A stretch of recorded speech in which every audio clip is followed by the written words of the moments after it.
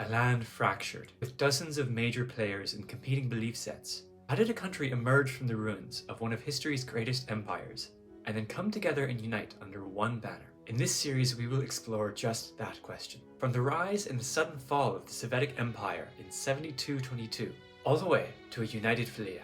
So where does our story begin? The first thing you need to understand is how the Sovietic Empire came to be. When they conquered Fellia, they were already in their second era, okay? The first era didn't go so well for them for a number of reasons. Primary two being the Ephrains and the Eastern Dragons. The first era of the Sovietic Empire, their neighbors were the Ephrains, and the Ephrains were a unitrinic civilization, and they're also good people. They're very altruistic. So when Sovietin began to have plans of conquering parts of the world, they couldn't conquer within the eyes of Ephraim. So they ended up traveling north and west to Talbis. They conquered the whole ring, okay? They started with Abinabad, they went to Amibia, Durain. The first era conquest of Talbis began in 5550. It lasted about 500 years, okay? And at the end of the conquest, the Ephrains and the Eastern Dragons got involved. These are the same dragons that ended a unitrinic civilization just a couple of years ago. These dragons were not to be messed with. The Ephrains and the Eastern Dragons undid 500 years of work in just 200 years. And this is exactly why the Sovietic Empire could never conquer Fellia. Fellia was just north of Ephraim. It was well within their protection. And as young and powerful as this Sovietic Empire was, they never stood a chance against the Ephrains. The fall of the Sovietic Empire was grueling and unstoppable. Near the end, Sovetins desperately waged war against the Ephrains in their own territory. The Sovetins never won a single battle against the Ephrains. The Sovetins threw everything they had against the Ephrains. Power levels were so mismatched that the Sovetins never stood a chance. The Ephrains were so far beyond this empire in every way. First era Sovetindom was largely an arcane society. They didn't worship many gods. Whereas Ephraim was unitrinic. They had divine magic, arcane magic, druidic magic. There was nothing the Sovetins could do that the Ephrains couldn't counter. So in the twilight of this era, when everything was lost, armies were defeated, all hope was gone, the final act of the Sovietic Empire in the first era paved the way for the second era to thrive. Worship of the Titan, an immoral deity or Maroon deity, a god who cares not about individuals, not about philosophies, but for a state of being for the world. This god had been watching Ephraim. The followers of the Titan in the first era of the Sovietic Empire were desperately praying to this god. Their argument was that Ephraim was encroaching on the divine domain of the Titan, and that the Titan should enforce its divine domain. The Titan was a rather interesting god. You see, the Titan is as old as time itself. The being, Haruv, who ascended to become the Titan, the god, who is also a Titan in life, the god only ascended in the 6th ascension.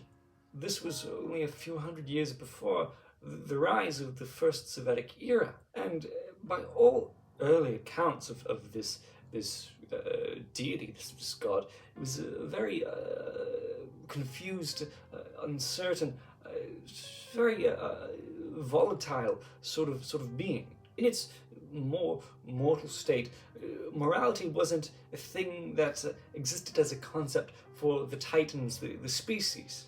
But in its infinite divine state, morality became a thing that it understood to an infinite degree without having a sort of place in relation to morality. This is a god that did not interact with any sort of other gods. It did not have any feuds with celestials or abyssal or infernal deities.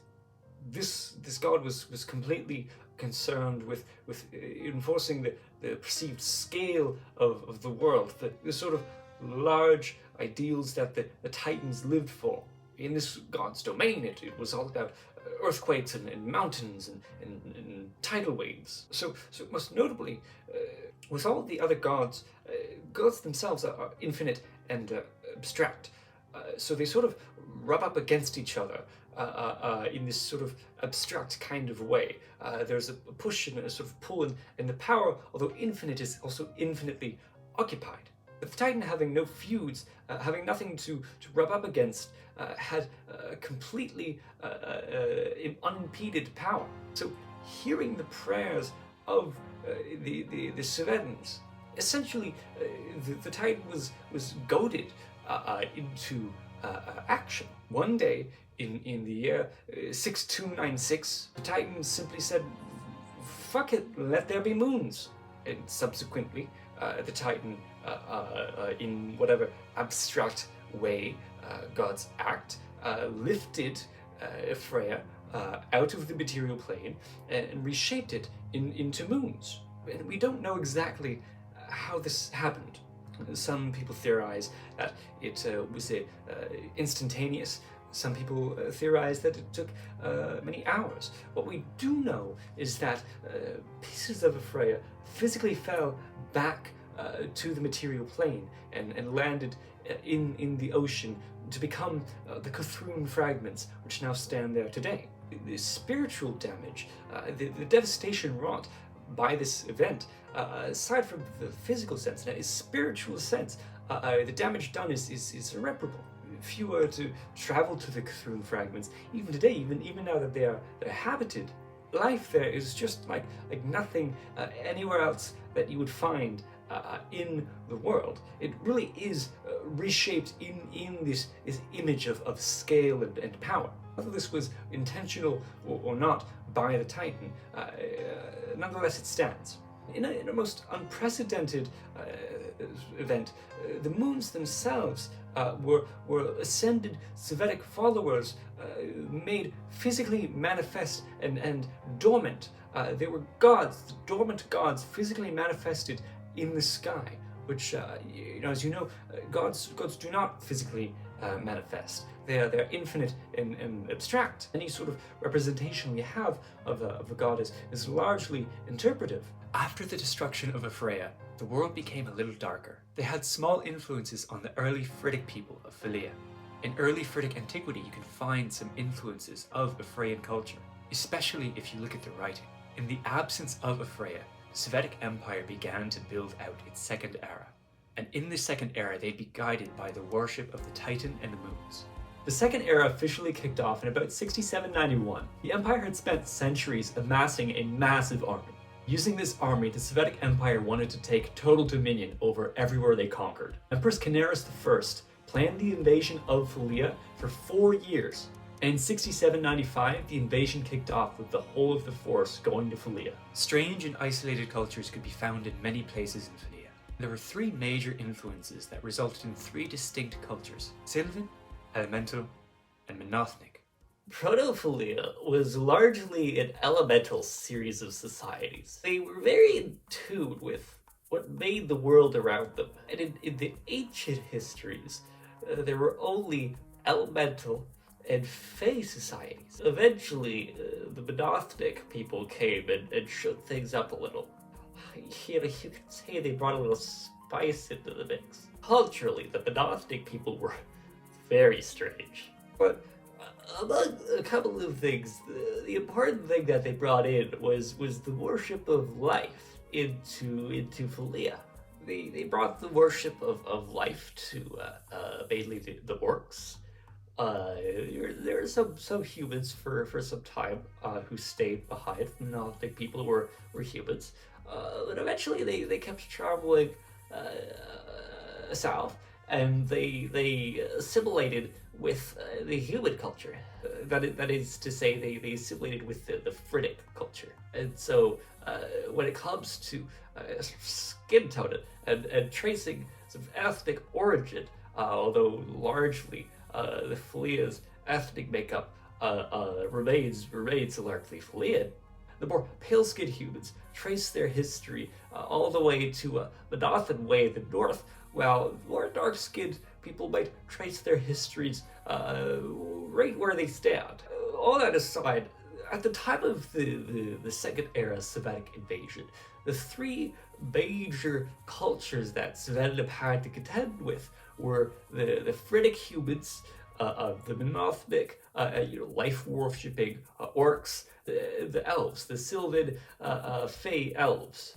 The Frisic humans themselves were also a very strange culture relative to many other similar comparable cultures in the world's history, specifically with their interpretation of arcane magic. They stayed very close to their elemental roots, which is just unheard of. Almost every other civilization that is in the history books, when they discover arcane magic, there's a very sort of specific path that they follow, and the Thrinic people just did not follow this path.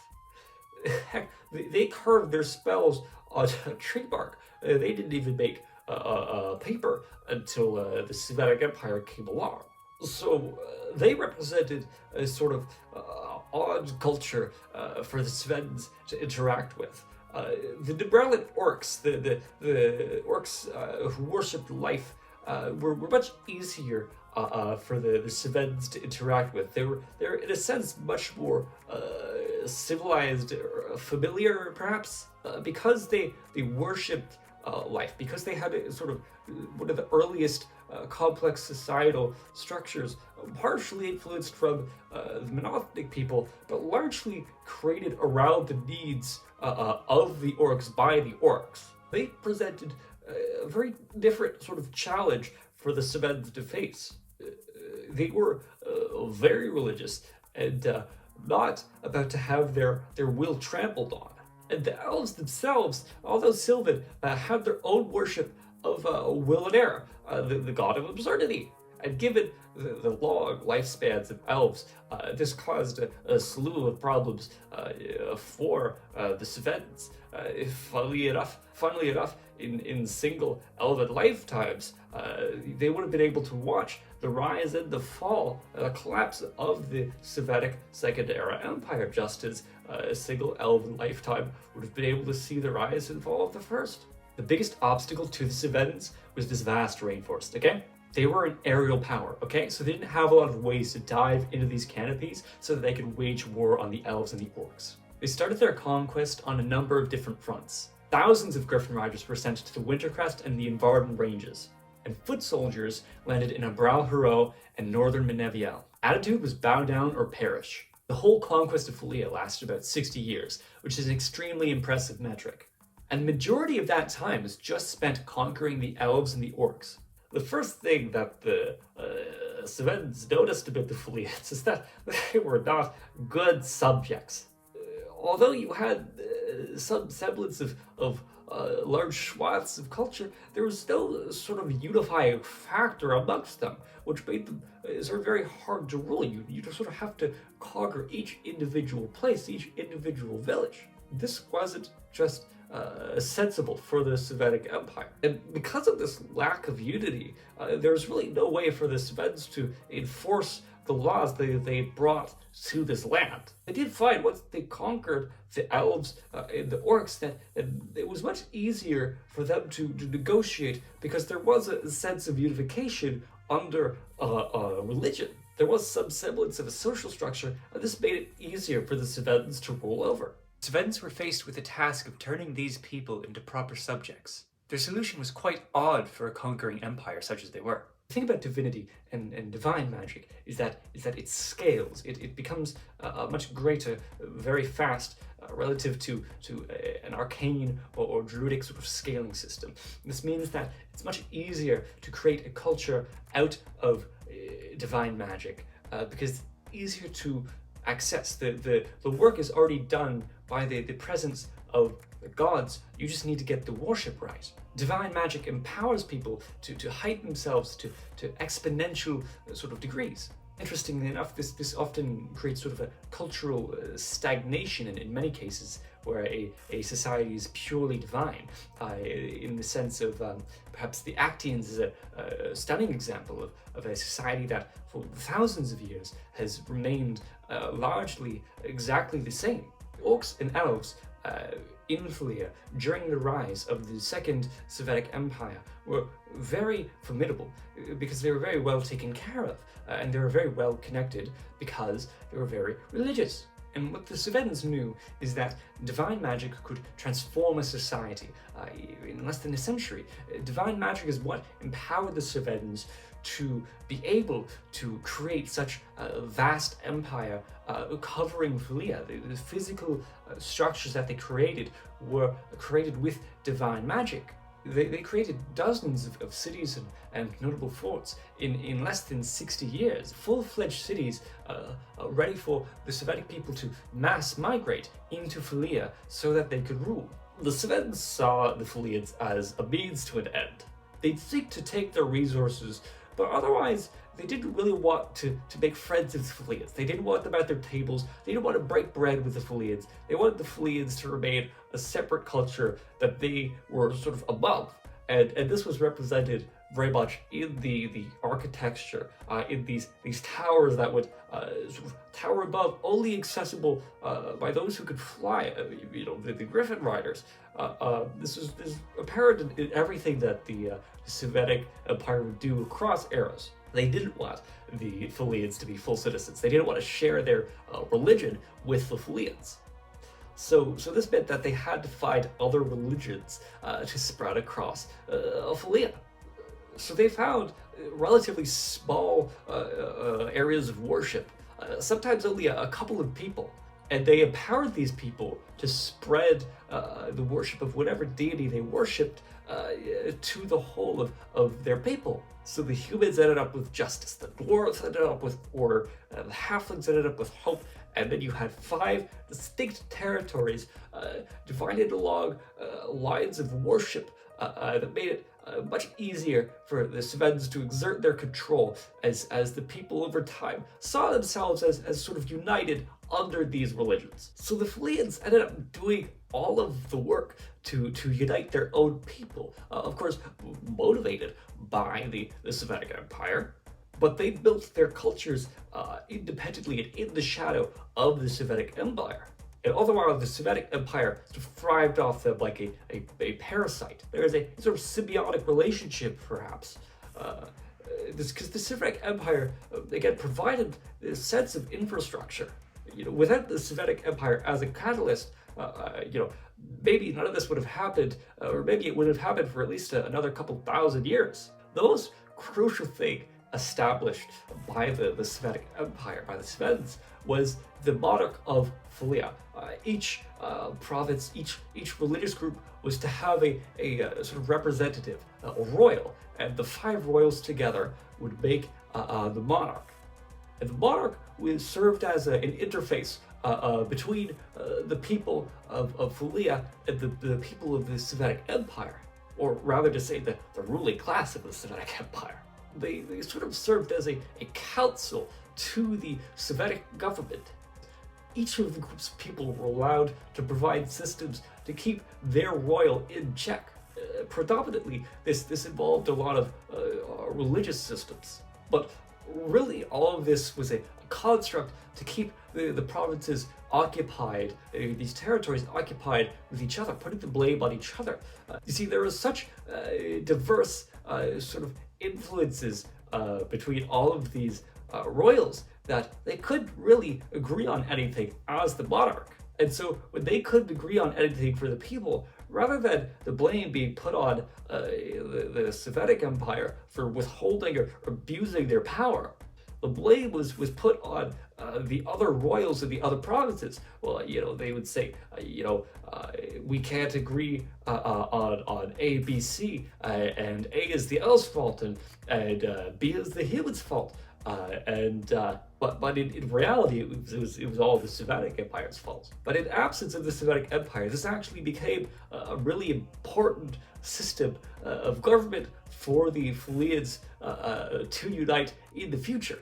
So how does an empire go from conquering a country to creating an infrastructure with immense benefits and few downsides to complete collapse? Your first thought might be that the people came together to rise up against their overlords and throw them out, but that wasn't the case. None of the cultures present were under enough pressure to be motivated to throw out this empire. In fact, in a relative sense, they were flourishing. In the approximate 500 years of the Semitic occupation, Fellia was completely transformed, and very much so for the better. So what happened? We'll explore that question in the next episode.